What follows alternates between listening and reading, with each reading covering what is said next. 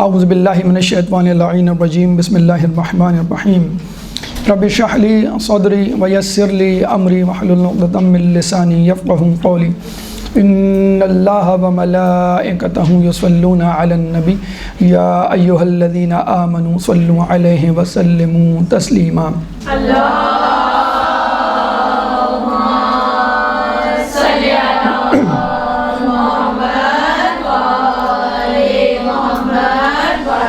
حسد کے حوالے سے حسد کے علاج کے سلسلے میں گفتگو ہماری جاری تھی، اور اس میں ہم نے اس علاج کو دو حصوں میں تقسیم کیا، علمی علاج اور عملی علاج، کاؤنسلنگ، سائیکوتھراپی، اور اس کے بعد پریکٹیکل سٹیپس۔ تو آج ہم جو ہے وہ اس وقت عملی علاج کی طرف چلیں گے۔ اس کے 6 مراحل ہیں، 6 سٹیپس ہیں، آپ کو سٹیپ بائی سٹیپ چلنا ہے اور آخر تک پوری کوشش کرنی ہے کہ یہ حسد جو ہے وہ آپ کے دل سے، اعضاء جوارح سے نکل جائے۔ پہلا مرحلہ نمبر 1، صرف نظر۔ صرف نظر یعنی حسد کے حوالے سے جو خیال سامنے والے شخص، یعنی محسود کہتے ہیں اس کو، جس سے حسد کیا جائے، محسود کے بارے میں جو خیال آ رہا ہے اس کو جانے دیں، ڈونٹ کیئر، کوئی توجہ نہ دیں۔ بلکہ حدیث رسول ہے کہ وسوسہ، اس کو وسوسہ ہی کہیں گے نا، کہ آپ کے دل میں بار بار ایک چیز آ رہی ہے کہ مجھے ایسا بننا ہے، یا مجھے جو ہے یہ کرنا ہے، مجھے جو ہے ایسا نہیں کرنا ہے، وغیرہ وغیرہ، جو بھی وسوسہ آ رہا ہے۔ تو حدیث رسول ہے کہ وسوسہ ایک کتے کی طرح ہوتا ہے، جس کی طرف اگر متوجہ ہوگے تو وہ جھپٹے گا، اگر لاپرواہی برتو گے تو وہ دور ہو جائے گا۔ آپ نے دیکھیں گلی کوچوں کے کتے ایسے ہی ہوتے۔ تو حسد کے بارے میں کسی کے حوالے سے کوئی حسد آیا، آپ توجہ ہی نہ دیں، وہ خیال آئے گا اور نکل جائے گا۔ کیوں؟ شیطان نے وہ خیال آپ کے دل میں ڈالا تھا، آپ نے توجہ نہیں دی۔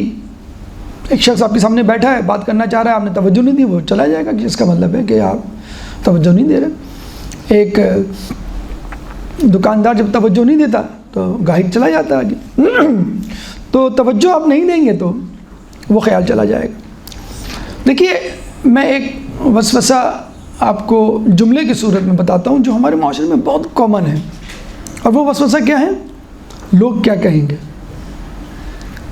مطلب اس جملے کی وجہ سے ہم کتنے فیصلے اپنے کرتے ہیں، اس جملے کی وجہ سے ہم کتنے ارادے ہم نے اپنے ترک کرتے ہیں۔ مطلب ہم بہت معذرت کے ساتھ کسی کی عیادت کے لیے جو بیمار ہے اس لیے جاتے ہیں کہ نہیں گئے تو وہ کیا کہیں گے کہ نہیں آئے دیکھنے کے لیے۔ میت پہ ہم جا رہے ہیں، نہیں گئے، اور کم از کم شکل تو دکھا دیں، کم از کم ہاتھ تو ملا دیں، پتہ تو چل جائے کہ ہم جو ہے وہ میت میں آئے، وہ اس میں آئے تھے، مجلس میں مرحوم کی یا چہلم میں آئے تھے۔ تو اہم ترین کاموں کے لیے بھی آپ جو ہے وہ یہ سوچتے ہیں کہ یار لوگ کیا کہیں گے۔ وہ بڑا اچھا جملہ کسی نے کہا کہ بچپن سے لے کے جوانی تک آدمی اسی نظریے کے تحت زندگی گزارتا ہے، لوگ کیا کہیں گے، مجھے ڈاکٹر بننا ہے، مجھے انجینئر بننا ہے، مجھے کاروبار کرنا ہے، مجھے کمانا ہے، میرا ڈریس اچھا ہونا چاہیے، لوگ کیا کہیں گے، تقریب ایسی ہونی چاہیے، کھانا ایسا ہونا چاہیے، نہیں ہوا تو لوگ کیا کہیں گے، شریک حیات ایسی ہونی چاہیے یا ہونا چاہیے، نہیں ہوا تو لوگ کیا کہیں گے، برادری سے ہو، برادری سے نہیں ہوا، لوگ کیا کہیں گے، وغیرہ وغیرہ۔ لوگ کما رہے، میں نہیں کما رہا، میں باہر چلا جاؤں، نہیں گیا تو اسی مکان میں زندگی گزار دی جائے گی، لوگ کیا کہیں گے۔ بچپن سے لے کے جوانی، جوانی کے بعد جب آپ اپنا پیسہ، اپنی انرجی، اپنی قابلیت سب کچھ کھپا چکے ہوتے ہیں، اور آپ کو معلوم ہے دس از مائی میکسیمم لمٹ، اس کے زیادہ نہیں کر سکتا، تو آپ کیا کہتے ہیں؟ لوگ بھاڑ میں جائیں، مجھے کیا فکر، مائی فٹ۔ وہ کسی نے جا کے اپنی لڑکی کی دعوت دی، لڑکے کی ولیمے کی، تو انہوں نے کہا کہ آپ نے جو ہے وہ ہمیں ان کی دعوت نہیں دی۔ نکاح کی یعنی دی تو تھی، کہنے واٹس ایپ پہ دی تھی آپ نے تو وہ لڑکے کی ماں یہ کہہ کے اٹھ گئی، جس کو آنا ہے آئے، نہ آنا ہے مائی فٹ گیٹ لاسٹ، یہ جملہ ان کو کہہ کے وہ تو اب یہ حالات مطلب ہو گئے کہ آدمی کہاں تک لوگوں کو جو ہے وہ کیٹر کرے، اور مطلب لوگوں کا تو یہ حال ہے کہ آپ 5 اسٹار ہوٹل میں ولیمہ کریں، بہت اچھا جسے کہتے ہیں نا کہ خوب 36 آن بورڈ جسے کہتے ہیں نا، فل ڈشز ہوں اس کی 36، لوگ باہر نکلیں گے کہیں گے کہ رائتے میں نمک کم تھا۔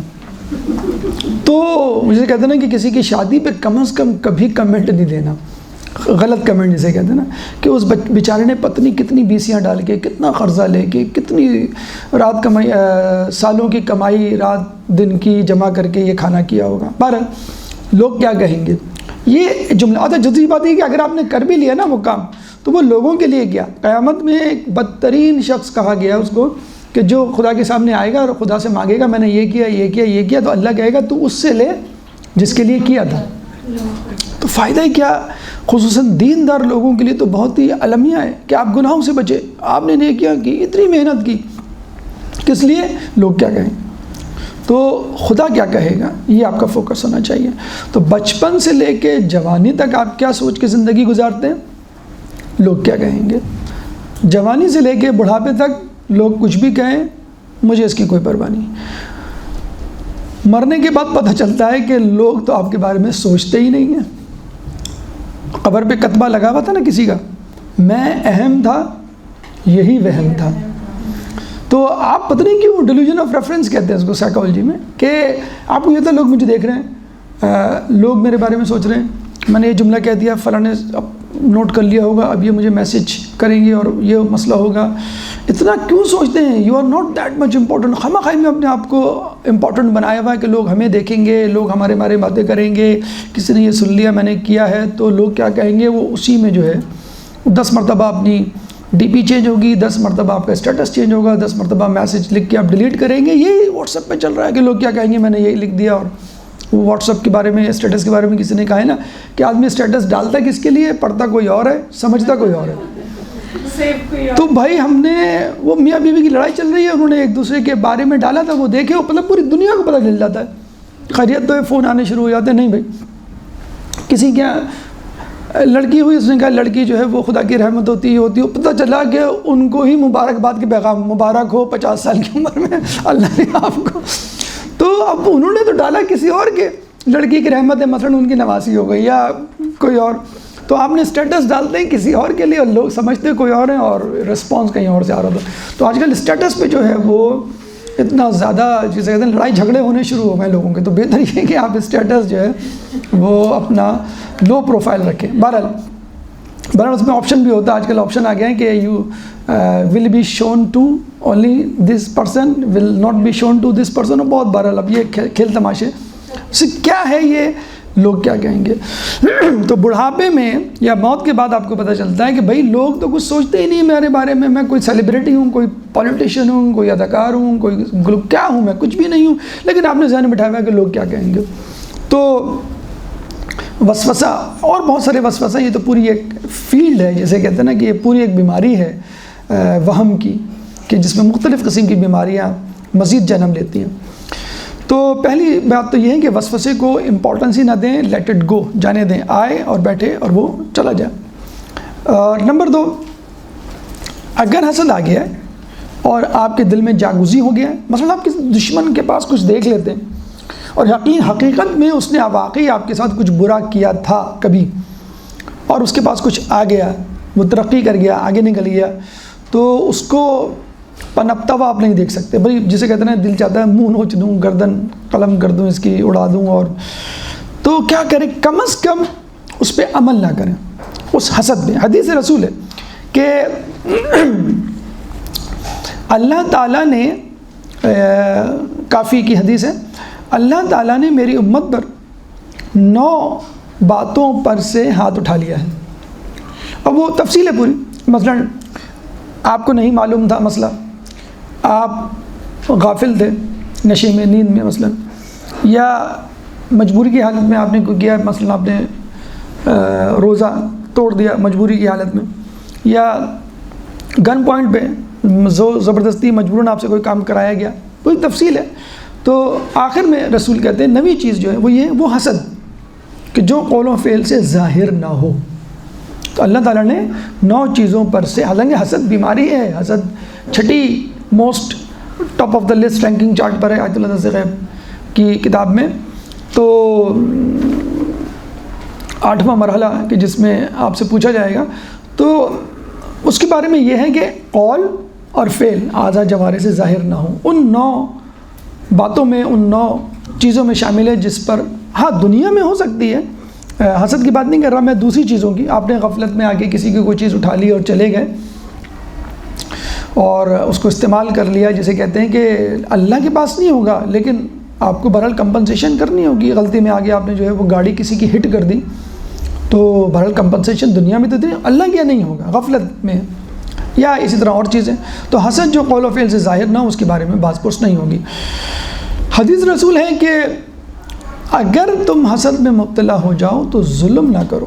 گناہ کبیرہ میں آیت اللہ درس غیب نے کہا ہے کہ اگر رسول کی حدیث منقول کرتے ہوئے اگر تم حسد میں مبتلا ہو جائے تو ظلم نہ کرو، یعنی اس کو ڈیمونسٹریٹ نہ کرو اور اس کو عملی جامہ نہ پہناؤ اور اس کی نعمت کو زائل کرنے کے طریقے اور سازشیں نہ بنو. تو حسد پہ توجہ نہ دی جائے. حسد اگر ہو جائے تو کم از کم اس کو پریکٹیکلی نہ کیا جائے. اچھا، سائیکالوجی میں ایک ڈس آرڈر ہے جس کو ہم کہتے ہیں obsessive compulsive disorder. Obsession and compulsion یہ عموماً ایک ساتھ ہوتے ہیں، الگ الگ بھی ہو سکتے ہیں. OCD جسے کہتے ہیں. آبسیشن یعنی کنٹینیوس تھاٹ کہ میرا ہاتھ نجس تو نہیں ہے، ٹھیک ہے. کمپلشن یعنی آپ بار بار ہاتھ دھو رہے ہیں صاف کرنے کے لیے، یہ کمپلشن ہو جاتا ہے. تو repeated thoughts obsession, repetitive act compulsion. یہ سائیکالوجی میں بہت مشہور بیماری ہے. بچوں کو، خواتین کو، وہمی لوگوں کو بہت زیادہ ہوتی ہے. نجاست طہارت کے مسئلے بھی ہمارے کچھ لوگوں میں جو نئے نئے دیندار بن رہے ہوتے ہیں یا جو بلوغت میں پہنچ رہے ہوتے ہیں اور تھوڑا سا سیکھ رہے ہوتے ہیں نجاست طہارت، تو وہ بہت زیادہ کانشیس ہو جاتے ہیں کہ مجھے کوئی بیماری. تو کرونا میں اتنے لوگوں کو کرونا ہو گیا تو ہم تو پریشان تھے. کرونا تھا نہیں ان کو، بس ویسی سانس چڑھ گئی تو لوگوں نے کہا مجھے کرونا ہو گیا. اس خوف سے لوگوں کو اور بریتھ لیسنس شروع ہو گئی. ابھی ہم نے کہا ابھی آپ ٹیسٹ کروا لیں گے، نہیں ٹیسٹ کروائیں گے تو بالکل پازیٹیو آ جائے گا تو اور وہ مسئلہ ہوگا. تو ہم نے کہا بھی آپ کو کیسے پتا آپ کو کرونا ہو گیا جب کہ کنفرمیشن کے کوئی وہ نہیں ہے ذرائع آپ کے پاس. تو کہنے کا مقصد یہ ہے کہ آبسیسو کمپلسو ڈس آرڈر کی جو مین ٹریٹمنٹ ہے سائیکالوجی میں وہ ہے لیٹ اٹ گو، یعنی جانے دیجئے، چھوڑ دیجئے. جو سوچ آ رہی ہے اس کو آنے دیجئے، وہ خود چلی جائے گی. ہمارے ایک دوست تھے، ان کو اس قسم کا بہت سیویئر قسم کا OCD ہو گیا تھا، آبسیسو کمپلسو ڈس آرڈر. وہ ایک اسٹریس سے محسوس کرتے تھے اپنے دماغ پہ. تو اس کو ہم نے یہی مشورہ دیا آپ اپنے آس پاس کی جو سراؤنڈنگز ہیں اس میں مشغولیت اختیار کریں، اس میں انگیج کریں اپنے آپ کو. مستقل جو لوگ اپنے بارے میں سوچتے ہیں ان کو بھی یہ بیماری ہوتی ہے. صرف آپ اپنے بارے میں سوچ رہے ہیں، مطلب بچہ رو رہا ہے، بچہ جو ہے بھوک سے بلک رہا ہے، شوہر جو ہے چائے مانگ رہے ہیں، آپ اپنی سوچ میں مگن کے نجاست طہارت یا ہاتھ مثلا لوگ بار بار دھوتے ہیں یا کنڈی نہیں لگائی، لاک نہیں کیا، وہ بار بار چیک کر رہے ہیں. کسی حد تک احتیاط ضروری ہے لیکن مستقل طور پہ کسی چیز میں اٹک جانا اس کا مطلب ہے آپ فارغ ہیں اور آپ بس کوئی کام نہیں، آپ اسی کے بارے میں سوچ رہے ہیں. تو دیکھیں یہ تھراپی رسول اللہ نے 1400 سال پہلے آپ کو دے دی تھی کہ وسوسہ ایک کتے کی طرح ہوتا ہے جس کو کسی سے متوجہ ہوگی تو جھپٹے گا اور اگر لاپرواہی برتو گے تو وہ چھوڑ دے گا. تو یہ جو تھاٹس آتی ہیں کچھ لوگوں کو خدا کے بارے میں، اہل بیت کے بارے میں، صالحین کے بارے میں، بزرگوں کے بارے میں، والدین کے بارے میں، دوست کے بارے میں غلط غلط تھاٹس آتی ہیں تو لیٹ اٹ گو. یعنی یہ وہ تھاٹ ہے کہ جو آپ منہ سے بیان کریں تو آپ نہیں بیان کر سکتے. تو علماء علام کہتے ہیں اس میں کوئی وہ نہیں ہے، آ رہی ہے آنے دیں، وہ تھاٹ خود چلی جائیں گے. تو ایک یہ دوسرا مرحلہ، یعنی پہلا مرحلہ یہ کہ صرف نظر کریں جو سوچ آ رہی ہے. نمبر 2 عمل سے گریز کریں. اگر حسد دل میں بیٹھ گیا، جا ہی نہیں رہا ہے، کم از کم عمل نہ کریں، قول اور فعل سے اظہار نہ کریں.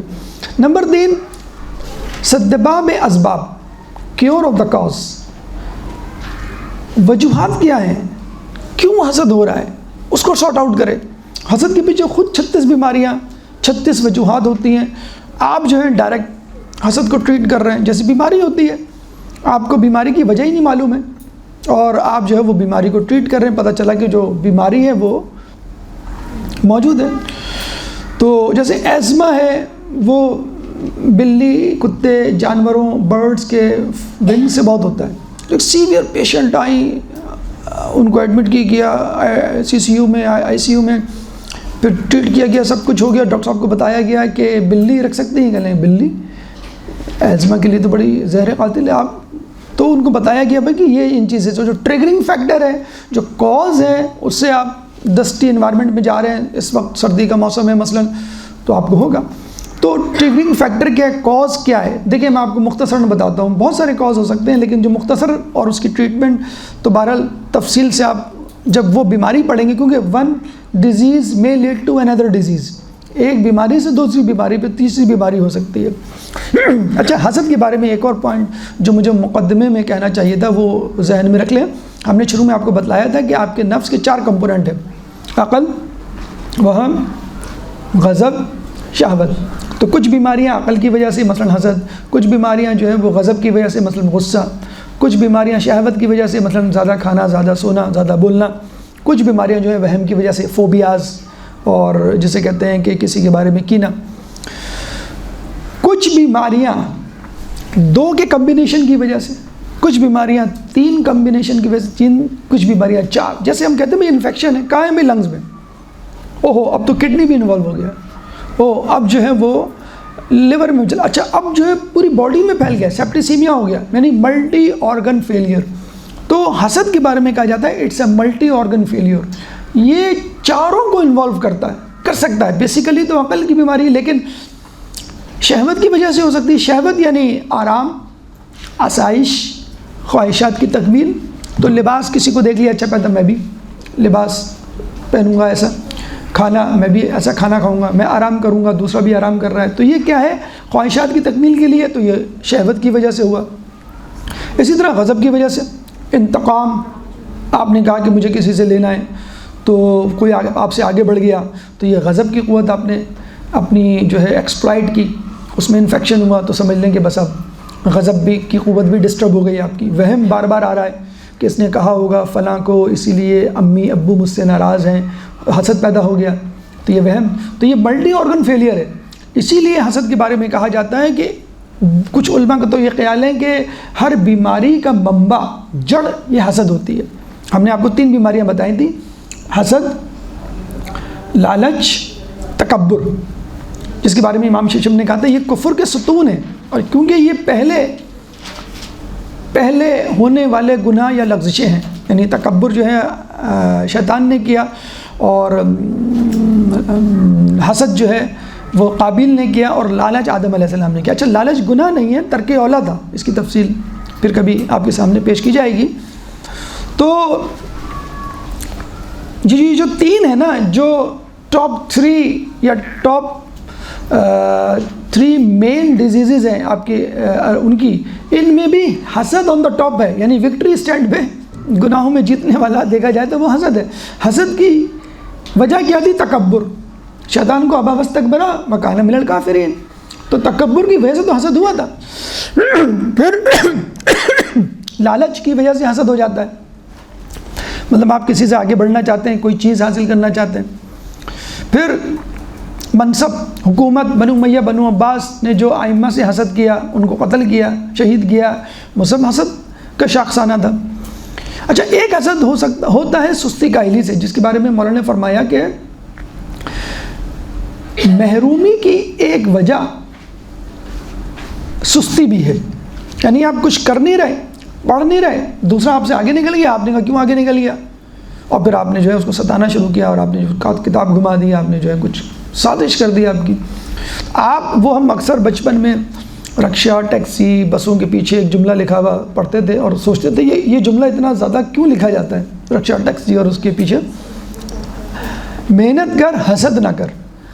تو ہم سوچتے تھے واقعی یقین کریں، آج کل چاہے غریب طبقہ ہو، چاہے امیر طبقہ ہو، چاہے مڈل کلاس طبقہ ہو، حسد کی بیماری نے ہر کسی کا سکون جو ہے وہ ملیا میٹ کیا ہوا ہے.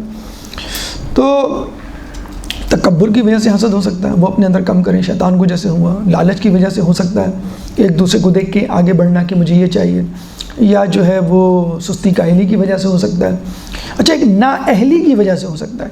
نااہلی کیا ہے کہ ٹھیک ہے میں نے کوشش کی لیکن میں نہیں سیکھ سکا، میں نہیں پڑھ سکا، میں اتنا ایکسپرٹ نہیں ہوں میتھمیٹکس میں، مثلا میرے اچھے مارکس نہیں آئے، تو ٹھیک ہے آپ قناعت کر لیں تھوڑا سا، وہی آگے بڑھتا رہے گا، وہی جیتتا رہے گا، ٹھیک ہے کوئی ایسا مسئلہ نہیں ہے.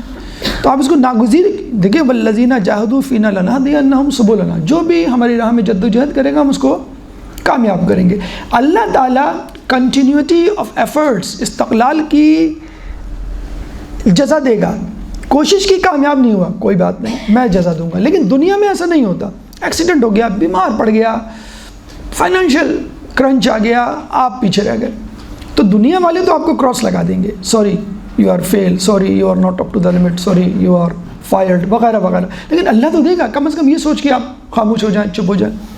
تو یہ جو کاز ہے یہ کبھی سوچئے گا بیٹھ کے سکون سے کہ میرے اندر وجہ کیا ہے حسد کی. پہلے تو حسد کو ڈائگنوز کریں.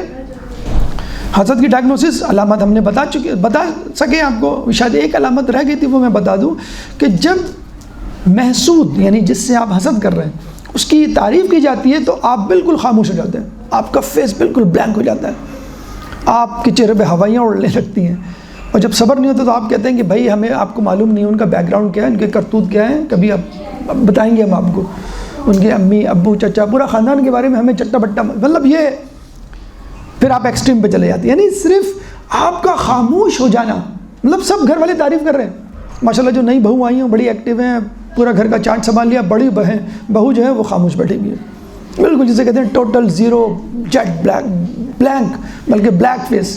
تو یہ جو کمپٹیشن ہوتا ہے دو بھابھیوں میں، دو بہوؤں میں، یا دو بھائیوں میں، خود دیکھا جائے تو گھر والے بھی انوالو ہوتے ہیں. انوالو اس طرح ہوتے ہیں کہ بھئی وہ جو کما رہی ہے، جو اچھے خاندان کی ہے، جس کے گھر سے جو بری آئی وہ اچھی آئی، جہیز اچھا آیا ہے، یا تحفے تحائف آتے رہتے ہیں، مشکل وقت میں امداد ملتی رہتی ہے، اس کا چرچا، اس کی جو ہے تعریفیں زیادہ ہوتی ہیں. جو بیچاری ہاتھ سے جا رہی ہے، مطلب جو مال سے نہیں کر سکتا وہ ہاتھ سے، تو وہ مشکل میں ہوتا ہے. اس کی وجہ بہرحال دوسرے لوگ بھی ہوتے ہیں حسد کو پروموٹ کرنے میں، موٹیویٹ کرنے میں. خیر، کاز آف جیلسی، حسد کا سبب سارٹ آؤٹ کریں اور اس کو اپنے آپ سے نکالیں. نمبر 3. Number 4 antibiotic. آپ لوگ اینٹی بایوٹک استعمال کرتے ہیں. اب ایک انفیکشن ہے، اس کو کھانسی ہے، اس کو فیور ہے، اور اس کو پین ہے، بہت ساری آپ نے تمام چیزیں دے دی، لیکن اینٹی بایوٹک نہیں دی، انفیکشن نہیں ٹریٹ کیا، تو وہ تو چیز رہے گی، وہ تو کمپلیکیٹ ہوگی، وہ تو ہو سکتا ہے آرگن فیلئر کی طرف چلا جائے، ڈیتھ کی طرف چلا جائے. حسد کی اینٹی بایوٹک خیر خواہی ہے، ضد ہے حسد کی. علم الاخلاق میں آیت اللہ ناصر مکارم شیرازی معراج السعادہ سے نقل کرتے ہیں. پہلے تو اس کی تعریف سن لیجئے. خیر خواہی عربی میں کہتے ہیں نصیحت، ہم تو اردو میں کہتے ہیں نصیحت، یعنی کسی کو اچھا مشورہ دینا، بزرگ تجربہ کار ہونے، کامیاب ہونے کے ناطے. نصح یا ناصح جو نصیحت کرتا ہے، تو ناصح نصیحت کرنے والا، ہم اس کو کہیں گے خیر خواہ بیسیکلی عربی میں. اور نصیحت یعنی خیر خواہی، فقط مشورہ، نصیحت والا مشورہ نہیں. تو عربی میں لفظ خیر خواہ، لفظ نصیحت جو ہے، ناصح جو ہے، بہت وسیع لفظوں میں، بلکہ قرآن میں سورہ ہود آیت نمبر 62 حضرت نوح علیہ السلام سے جو منقول ہے جملہ کہ ابلغکم رسالات ربی وانصح لکم، کہ میں تم تک اللہ کا، اپنے رب کا پیغامات پہنچا رہا ہوں، وانصح لکم، اور میں تمہاری خیر خواہی چاہتا ہوں. یہاں پہ نصیحت نہیں، میں تمہیں نصیحت کرتا ہوں.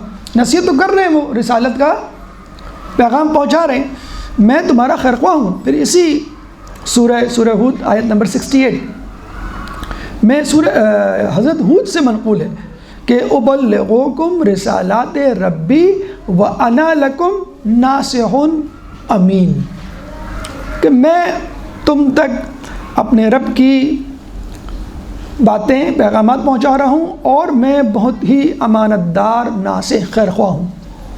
تو خیر خواہی اتنا بڑا وصف ہے کہ انبیاء کو ناصح کہا گیا. پھر کتنی نصیحت کریں، کتنا اچھا بھلا چاہیں، کیا لمٹ ہو. حدیث رسول ہے خود علم الاخلاق میں کافی سے آیت اللہ ناصر مکارم شیرازی نے منقول کی ہے کہ تم اپنے برادر مومن کے لیے اتنی خیر خواہی چاہو جتنی خود اپنے لیے چاہتے ہو. یہ تو آپ نے حدیث پڑھی ہوگی اس سے ملتی جلتی کہ بندہ اس وقت تک مومن نہیں ہو سکتا جب تک اپنے مومن برادر کے لیے وہ نہ چاہے جو اپنے لیے چاہتا ہے. اپنا جو ڈریس آپ کا ہے آپ چاہتے ہیں اسی وہی ڈریس ہو. آپ جو کاروبار کر رہے ہیں آپ چاہتے ہیں کہ دوسرا بھی آپ کے ساتھ کاروبار میں شریک ہو. آپ جتنا کما رہے ہیں, نہیں, ہم تو یہ سارے کام کر ہی اسی لیے رہے ہیں. ہم ڈریس پہن رہے ہیں اچھا کہ سب سے اچھے لگیں, ہم کما رہے ہیں کہ سب سے زیادہ کمائیں, ہم گاڑی رکھ رہے ہیں کہ پورے محلے میں ایسی گاڑی نہ ہو, موبائل رکھ رہے ہیں دوستوں کے پاس کوئی ایسا موبائل, ہم تو کر ہی اسی لیے رہے. اگر دوسرے کے پاس وہی چیز آ جاتی ہے تو فائدہ کیا ہماری زندگی گزارنے کا. وہی بات جو ابھی ہو رہی ہے کہ کمپٹیشن میں زندگی, تو یہاں تو کمپٹیشن کو نل اینڈ وائٹ کہا جا رہا. ہم تو اللہ تو کہہ رہا ہے کہ بھائی, اللہ کا رسول کہہ رہا ہے کہ تم بالکل وہی چیز چاہو جو اپنے لیے چاہتے ہو. تو یہ لیول کیسے کریں خیر خواہی. لوگ سمجھتے ہیں بھائی آپ نے پیسے دے دیے یہ خیر خواہی ہو گئی. کوئی بات نہیں, اگر آپ کے پاس پیسے نہیں ہیں آپ اس کو وقت دے دیں, آپ اس کے ساتھ 2-4 لوگوں کے پاس جائیں, آپ اس کی مدد کے لیے مثلاً ہاسپٹل اس کو لے کے چلے جائیں, بل کوئی اور دے دیں, کوئی مسئلہ نہیں ہے. یہ دونوں کام بھی نہیں کر سکتے, مشورہ جو تجربے سے مثلاً ڈاکٹر کا معلوم ہے, میڈیکل اسٹور کا معلوم ہے, یا کسی بھی جگہ کا معلوم ہے, فلاں کے پاس چلے جاؤ یہ مسئلہ ہو جائے. تعلقات بعض وقت کنیکشنز ہوتے ہیں آپ کے کہ آپ کہیں گے تو وہ آدمی کام کر دے گا, دوسرا کہے گا تو شاید نہیں. تو کسی طرح بھی آپ کام کر سکتے ہیں کریں. جزا اگر آپ سنیں گے تو آپ حیران ہوں گے کہ حدیث رسول اسی علم الاخلاق میں آیت اللہ ناصر مکارم شیرازی نے کافی سی نقل کی ہے کہ روز محشر اللہ کے نزدیک بلند ترین مقام اس کا ہوگا کہ جس نے دنیا میں لوگوں کی خیر خواہی میں سب سے زیادہ تگ و دو کی ہوگی. ہم سمجھتے ہیں بھائی بڑا امامہ رکھ لیا آپ نے ابا قبا پہن لی, آپ نے حجاب زبردست قسم کر لیا, آپ نے نوافل پڑھ لیا, آپ نے مستحب روزے, بس شاید یہ ہوں گے سب سے آگے. معاشرے میں کتنے لوگ ہیں میں جانتا ہوں کہ بھائی کہاں جا رہے ہیں بھائی, ہم سرجانی ڈاؤن جا رہے ہیں, کہاں جا رہے ہیں بھائی, ہم ملیر جا رہے ہیں. بھائی کیا مسئلہ آپ کے ساتھ, کبھی مشرق کبھی مغرب, وہ کسی بچی کی شادی ہے, کسی کا مکان بنوانا ہے, کسی کا کچھ کرنا ہے, اور سوشل میڈیا پہ کوئی ان کی بات نہیں, نہ کوئی ان کو جانتا ہے. پتہ چلتا ہے کہ بھائی وہ تو اتنے کام کر رہے ہیں.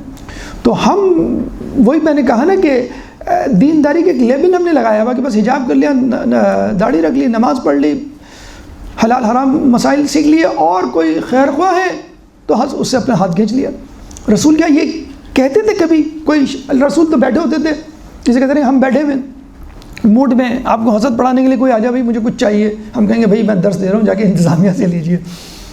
یہی ہوگا نا. رسول دین کی باتیں بتا رہے ہیں, عقائد سکھا رہے ہیں, ایک دم سے ایک آدمی کھڑا ہوتا ہے, رسول میرے پاس پیسے نہیں ہیں, پیسے دے دیجیے کچھ, قلاش ہوں.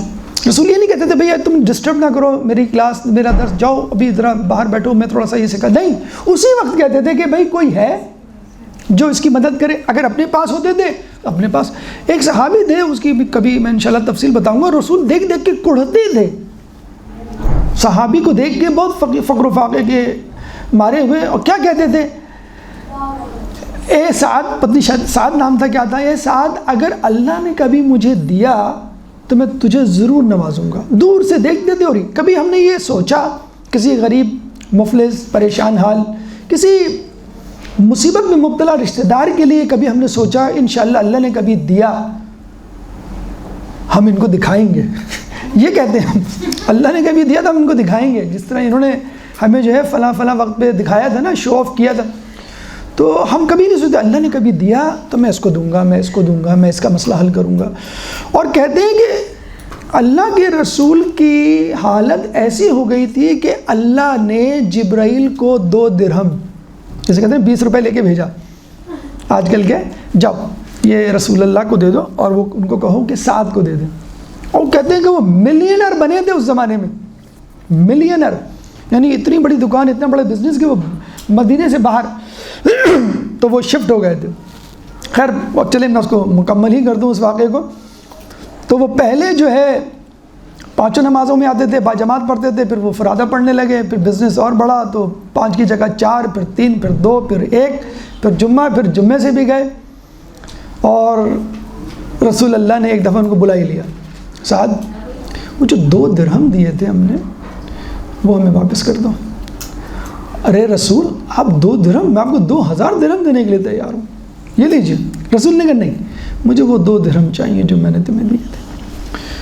اس نے وہ جو 2 درہم رسول کے دے دیے, رسول کو نکال کے. اس وقت سے اس کا کاروبار ڈکلائن ہونا شروع ہوا ان صاحب کا، اور پھر اسی لیول پر آ گئے اور 5 وقت کی نماز اور نماز کے بعد ذکر و اذکار میں مصروف رہے۔ تو دیکھیں پھر وہی بات آ گئی نا کہ آپ جو کہتے ہیں نا کہ پیسہ پیسہ پیسہ پیسہ سب مسئلے کا حل ہے، ہر جگہ جو ہے اسی کی دہائی ہے، جو پیسے والے کبھی جا کے ان کو پوچھیں، ہمارے پاس تو ماشاءاللہ وہ نچلا طبقہ اوپری طبقہ سب آ جاتے ہیں نا، تو سبوں کا بیرومیٹر پتہ چل جاتا ہے ہم کو کہ کون سکون میں کون سکون میں نہیں ہے۔ سکون میں وہی ہے جو قناعت میں، جو کہتا ہے کہ اللہ نے جو دیا ہے میں اس پہ راضی ہوں، جو حسد نہیں کر رہا، وہ دنیا میں نہیں ہے، وہ عرش پر چہل قدمی کر رہا ہے، اس آدمی کی طرح جس کے اللہ کے رسول نے جنت کی بشارت دی ہے، موسیٰ علیہ السلام نے دیکھا۔ بہرحال تو خیر خواہی کی ہم بات کر رہے تھے کہ انبیاء نے خیر خواہی کی، اور اس کی جزا جو ہے کہ انسان جو ہے قیامت میں بلند ترین مقام پر ہوگا، جس نے سب سے زیادہ تگ و دو کی ہوگی۔ 5ویں چیز متبادل، سبسٹیچیوٹ۔ دیکھیں ہیروئن کا ایک پیشنٹ آتا ہے پریشان، اب وہ نہیں چھوڑ سکتا ہیروئن، تو ہم کیا کرتے ہیں اس کو سبسٹیچیوٹ دیتے ہیں، اوپیم دے دیتے ہیں، یا کوئی ایسی مورفین دے دیتے ہیں، کوئی ایسی دوا دے دیتے ہیں، ڈائزاپام دے دیتے ہیں جو تھوڑی سی ڈراؤزی کر دے اس کو اور وہ سمجھے۔ سگریٹ ایک اسموکنگ کا شوق ہے، وہ ہم ای سگریٹ دے دیتے ہیں، بھائی چلو ای سگریٹ سے آپ دل بہلائیں۔ چنگم دے دیتے ہیں جس میں تھوڑی سی نکوٹین جیسا ٹیسٹ ہو، تو سبسٹیچیوٹ دیتے ہیں۔ اگر آپ یہ کہتے ہیں بھائی میں خیر خواہی نہیں کر سکتا، اتنے بڑے دشمن ہیں، میں تو وہ آئیں قریب تو میں جو ہوں ان کا منہ نوچ لوں اور سر قلم کر دوں، اور آپ کہہ رہے ہیں کہ ان کو تحفے تحائف دو، ان کے لیے مدد، میں نہیں کر سکتا۔ اگر آپ نہیں کر سکتے خیر خواہی، یعنی جو کہ اینٹی بائیوٹک ہے، اپوزٹ ہے، متبادل۔ حسد کا متبادل کیا ہے؟ رشک، جس کا تذکرہ پہلے ہوا، جس کو لوگ بعض اوقات غلطی سے حسد سمجھتے ہیں، اور وہ ہوتا رشک ہے۔ رشک ہائیلی ریکمینڈڈ ہے۔ رشک کیا ہے؟ جس کو عربی میں ہم غبطہ یا منافسہ کہتے ہیں۔ کیا ہے رشک؟ دوسرے کے پاس موجود نعمت کی خواہش کرنا، ٹھیک ہے؟ اور حسد کیا تھا؟ دوسرے کے پاس موجود نعمت کے زائل ہونے کی، کہ وہ چیز چلی جائے، ٹوٹ جائے، اس کی خواہش کرنا نہیں۔ یہاں پہ ہم کیا کہہ رہے ہیں؟ آپ کے پاس اچھا قلم ہے، اچھا ڈریس ہے، اچھی گاڑی ہے، اچھے تربیت یافتہ بچے ہیں آپ کے، اچھا شوہر، اچھی بیوی، واٹ ایور، اللہ مجھے بھی ایسی چیز دے، تو اس کو ہم کہتے ہیں رشک۔ یہ ریکمینڈڈ ہے، اور اس کے بارے میں علماء نے تو یہ بھی کہا ہے کہ بعض اوقات تو رشک واجب ہو جاتا ہے۔ آیت اللہ دستغیب قرآن کبیرہ میں فرماتے ہیں کہ مثلاً اگر کوئی شخص واجب حج کر کے آیا ہے، آپ کے دل میں خیال پیدا ہو کہ کاش میرے پاس بھی پیسے ہوتے تو میں بھی اس حج کی فریضے کو انجام دیتا، واجب ہے۔ کیوں؟ اگر آپ یہ خیال دل میں نہیں لاتے، اس کا مطلب ہے آپ حج نہیں کرنا چاہتے۔ 3.5 لاکھ 5 لاکھ آئیں گے تو آپ جو ہے وہ کچھ سیکنڈ ہینڈ گاڑی لے لیں گے، آپ کے ذہن میں پہلے یہ ہے، مطلب حج کی طرف توجہ ہی نہیں ہے آپ کی۔ واجب ہے اس وقت حج کی خواہش۔ نمبر 2، کوئی مستحب حج، مستحب رشک، جب اب کوئی آدمی مستحب کام کرے، زیارت عمرہ پہ کوئی گیا، آپ نے کہا کاش میرے پاس پیسے ہوں میں بھی زیارت عمرہ کروں۔ مباح، ڈریس، موبائل، گاڑی، یہ سب مباح، یعنی یہ وہ حسد ہے جو سب سے زیادہ کیا جاتا ہے۔ چیزوں پر حسد جس پہ ہم کرتے ہیں، حسد کرنا چاہیے تو اس پر کریں جو رشک ہے، مطلب جسے کہتے ہیں رشک جو ہے سب سے زیادہ کس پہ؟ ان چیزوں پہ کیا جاتا ہے۔ دینداری، علم پہ رشک نہیں کیا جاتا۔ جو مباح رشک ہے اس کو ہم نے اپنے اوپر واجب کر لیا۔ تاکیدی مولا کی حدیث میزان الحکمت میں علی شہری نے لکھی ہے، 2 قسم کے لوگوں کے بارے میں کہا گیا ہے کہ ان پہ رشک کرو۔ 2 لوگ رشک کے قابل ہیں، ایک وہ مالدار جو اللہ کی راہ میں خرچ کرے، اور ایک وہ قرآن کا حامل، علم کے حامل، قرآن کے علم کا حامل جو اس پر عمل کرے، یعنی دنیا دار جو لوگوں پہ مال خرچ کرے، اور دیندار جو باعمل ہو۔ ایسے لوگوں کے بارے میں کہا گیا ہے کہ ان پر رشک کرنا چاہیے، یہ رشک کے قابل ہیں۔ ممنوع رشک، یہ جیسے ہم نے پہلے بتایا تھا کہ امپورٹنٹ ہے سمجھنا، کچھ رشک ممنوع ہے۔ آپ کو یاد ہوگا کہ ہم نے آدم علیہ السلام کا قصہ سنایا تھا کہ جب ان کو وہ انوار مقدسہ اہل بیت اطہار کے دکھائے گئے تو اللہ نے کہا امام رضا علیہ السلام سے روایت کہ ان پہ رشک نہ کرنا، حسد تو دور کی بات، رشک نہ کرنا، وَلَا تَتَمَنَّوْا مَا فَضَّلَ اللَّهُ بِهِ بَعْضَكُمْ عَلَىٰ بَعْضٍ. یہ ہم نے قرآن میں آیت سنائی تھی کہ تمنا بھی نہ کرنا اس فضیلتوں کی جو اللہ نے کچھ لوگوں پر فوقیت دے کے دی ہے. تو آپ اہل بیت نعوذ باللہ، اللہ مجھے ام سلمہ موجود تھی نا حدیث قصہ میں، آپ نے سنا ہوگا انہوں نے کیا کہا تھا، میں بھی شامل ہو جاؤں ان کے دل میں؟ نہیں، تم نہیں شامل ہو سکتی. تو اہل بیت کے بارے میں سوچنا بھی نہیں کہ میرا یہ مقام ہو جائے. دوسرا رقص جو ممنوع ہے، جو ہو نہیں سکتی بات، انہونی. کاش میں اپنے چچا کے گھر میں پیدا ہوئی ہوتی، وہ کتنے ماشاءاللہ خوشحال ہیں، ان کی بچیاں کیا ماشاءاللہ لش لائف گزار رہی ہیں، پتہ نہیں ہمارے ابو کیوں پیچھے رہ گئے، کیا مسئلہ ہے ان کے ساتھ. یا کسی دوست کو دیکھا اپنے، کاش میں اس کے گھر پیدا ہوئی ہوتی.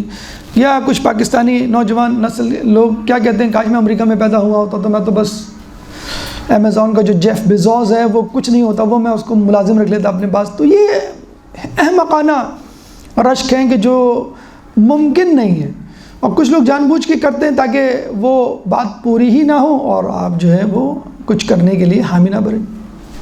تو بہرحال تو ممنوع جسے کہتے ہیں نا کہ رشک، جو کہ جن کو منع کیا گیا ہے کہ ان کا کوئی فائدہ نہیں ہے، مطلب اہل بیت کے حوالے سے تو وہ پھر گناہ میں شامل ہو جائے گا. تو یہ جسے کہتے ہیں نا متبادل یا سبسٹیچیوٹ. اگر آپ اینٹی بایوٹک نہیں لے سکتے، آپ روک نہیں سکتے، تو آپ یہ ڈائریکشن کو چینج کر لیں. وہ جسے کہتے ہیں نا کہ الٹی آ رہی ہو تو آپ کہیں بھائی اس کو جلدی سے الٹی کا انجیکشن لگاؤ. بھائی اس کو تو الٹی آ رہی ہے، وہ تو آپ ہی کے اوپر الٹی کر دے گا، آپ انجیکشن لگائیں گے. کیا کہیں گے بھائی آپ ذرا وہ واش بیسن میں وہاں چلے جائیں. سیلاب، بارش ہوتی ہے، سیلاب آتا ہے، آپ کہتے ہیں بھائی سیلاب نہیں آنا چاہیے، بارش نہیں ہونی چاہیے. بھائی بارش تو ہوگی، سیلاب تو آئے گا. ڈیم بنائیں ہم. تو آپ نے پانی کو روکا اور اکارڈنگ ٹو یور سچویشن آپ نے اس کو کنٹرول کر لیا. تو پیشن یا خواہشیں ہونی چاہیے، ڈائریکشن چینج کر دیں تو پازیٹیو ہو جائے گی. جیسے شادی، ایک ڈائریکشن چینج کر دی خواہش کی، وہ حلال ہو گئی، بلکہ اللہ تعالیٰ نے اس میں برکت دی، فقر و فاقہ دور کیا، تربیت اولاد وغیرہ وغیرہ. اور ڈائریکشن نہیں چینج کی تو آپ تو خیر خواہی اگر نہیں کر سکتے، جو یقیناً بڑا مشکل کام ہے، یہ تو شاید جب آپ بہت ہی تقوی اور خلوص کے اعلیٰ درجے پر ہوں کریں، تو آپ متبادل کم از کم تلاش کر لیں، رشک کر لیں اور اللہ سے یہ کہیں. کیونکہ یہ دیکھا گیا ہے 50% آف دا کیسز وہ ٹریٹ ہو جاتے ہیں. یعنی کسی کو دیکھ کے آپ کو حسد ہوا، اگر آپ کو وہ چیز مل گئی، مثلا فرض کر لیں بچوں کو ہم کچھ کھانے پینے کی چیز دے رہے ہیں کہ ایک بچے کو نہیں ملا، تو وہ جھپٹے گا دوسرے بچے کی طرف نا، حسد کے مارے لڑائی جھگڑا کرے گا. اس کو فوراً وہ چیز دے دی جائے، یعنی امی کہیں گے بیٹا میں بھول گئی تھی آپ کو دینا، تو آپ دیکھیے گا وہ فوراً خاموش ہو جائے گا، اس کا حسد جو ہے ختم ہو جائے گا. تو حسد کو رشک میں تبدیل کریں. جب رشک میں تبدیل ہوگا تو پھر اللہ اس میں برکت ڈالے گا. کیوں؟ حسد گناہ ہے، گناہ میں برکت نہیں ہوتی. رشک ایک پازیٹیو چیز ہے، ریکمینڈڈ چیز ہے، اسپیشلی نیک کاموں میں تو ہائیلی ریکمینڈڈ ہے، تو اللہ اس میں برکت ڈالے گا. یہ ساری باتیں 5 اسٹیپس جو ہم نے کہا کہ صرف نظر، نمبر 2 عمل سے گریز، نمبر 3 کاز کو ٹریٹ کریں، number 4 antibiotic that is خیر خواہی، اور نمبر 5 متبادل سبسٹیچیوٹ دیٹ از رشک. یہ تمام باتیں تھیں کس کے لیے؟ حسد کرنے والے کے لیے. تھوڑا سا اس بیچارے کے بارے میں بھی سوچ لیں جو محسود ہے، جو حسد کا شکار ہے، وکٹم جسے کہتے ہیں، جس کو پریشان کیا جا رہا ہے، جس کی غیبت کی جا رہی ہے، جس کے خلاف سازشیں کی جا رہی ہیں، اور قتل تک تاریخ میں جیسے آیا ائمہ اور ان کے ماننے والوں کو. وہ بیچارہ کیا کرے؟ دیکھیں، پہلے بات تو یہ جان لیجئے کہ اگر مومن کے لیے بلکہ کہا گیا ہے کہ مومن کی نشانیوں میں سے ایک نشانی ہے کہ مومن سے حسد کیا جاتا ہے. اچھا، دنیاوی اعتبار سے اگر آپ کے پاس کوئی چیز ہے اور کچھ لوگوں کو نظر آ گئی تو ظاہر سی بات ہے آپ سے حسد کیا جائے گا. تو مولا کی بڑی اچھی حدیث ہے، اپنی احتیاج کی برآری کے لیے ان کو چھپاؤ. کیوں؟ کہ ہر حامل نعمت سے حسد کیا جاتا ہے. احتیاج کی برآری to accomplish your dream, to accomplish your necessities, requirements. یعنی تم کچھ چاہتے ہو، ڈیزائرز کچھ چاہتے ہو تو ٹھیک ہے، ان پہ کام شروع کرو اور لوگوں کو نہ بتاؤ. اچھا گریڈ لانا چاہتے ہیں، کام شروع کریں، پڑھائی شروع کریں، لوگوں کو نہ بتائیں. کاروبار کرنا چاہتے ہیں، کمانا چاہتے ہیں، شروع کریں، لوگوں میں ڈنڈورا نہ پیٹیں، ایکسیپٹ جو ریلیونٹ لوگ ہیں ان کو تو خیر بتانا پڑے گا، کیونکہ ہر حامل نعمت سے حسد کیا جاتا ہے۔ ہمارے یہاں کتنا برا حال ہے کہ ہم سب سے پہلے لوگوں کو ڈنڈورا پیٹتے ہیں، چیز ہوئی نہیں ہوتی اور ہم جو ہے وہ لوگوں کو بتاتے پھرتے ہیں۔ تو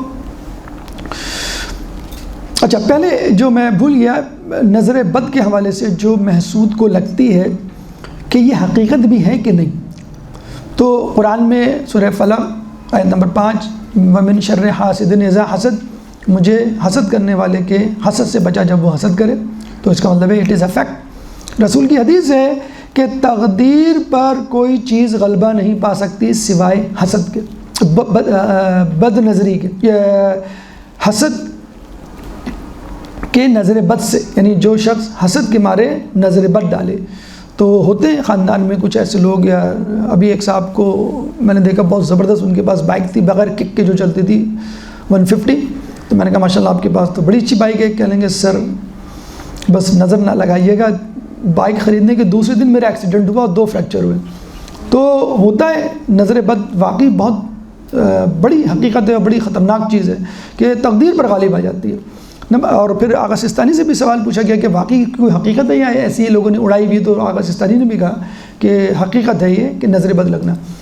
اس کا علاج نظر بد یعنی محسود کے لیے کیا کرے، جیسے تو ہم نے جو علاج پہلے بتا دیا تھا کہ اپنی احتیاج بر آری کو چھپانے سے مکمل کرو، یعنی اپنی ضرورت کو پورا کرنا ہے تو اپنے منصوبہ اپنے ارادوں کو چھپاؤ، کیونکہ ہر حامل حسد سے جو ہے وہ حامل نعمت سے حسد کیا جاتا ہے۔